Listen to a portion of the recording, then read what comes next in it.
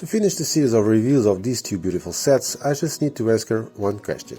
Which of these is the best set? They are not exactly cheap sets and many fans can only have one. So I'm going to compare some of the features between each one and then in the end I'll give my opinion. Price. Well, there's not much to say here. The Motorized Lighthouse has a price point of €300 and 265 elements, which is equivalent to around 14 cents per element.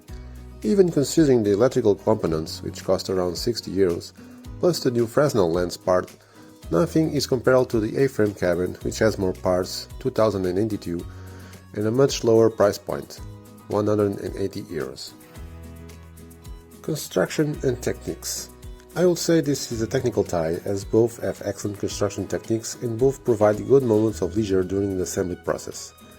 The cabin may have more details and some more interesting techniques, but the Lighthouse also provides some lights, pun intended, with the motorization and functional system. Purpose. Well, being Lego idea sets, they are both focused on the adult market and therefore more likely to become collectors and display items. But the cabin has a lot of accessories inside and even outside, which adds a lot of playability. As for the Lighthouse, even if it's just for exhibition, who can resist putting it to work while having visitors at home? Display integration and combination with other sets. For those who have LEGO City displays set up at home and are thinking about buying one of these sets to add to it, if they have a coastal area, the Lighthouse is without a doubt the best option, and if you're lucky to have them, it goes perfectly with the old fishing store, the great fishing boat, or even simply with most city sets with boats. Regarding the cabin, it is without a doubt better in the forest area, which is something that will require a lot of original construction and planning, as it is something that doesn't exist much as official sets, except for the Forest Police sets from 2012 and some from City Fire sets linked to the forest.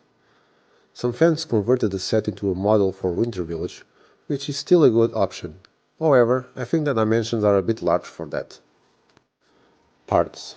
Both sets have an excellent assortment of elements, here with a slight advantage for the cabin. The Lighthouse has a baseplate in dark blue, which in one hand is still an exclusive element, but on the other is still also insufficient to make something big. Minifigures.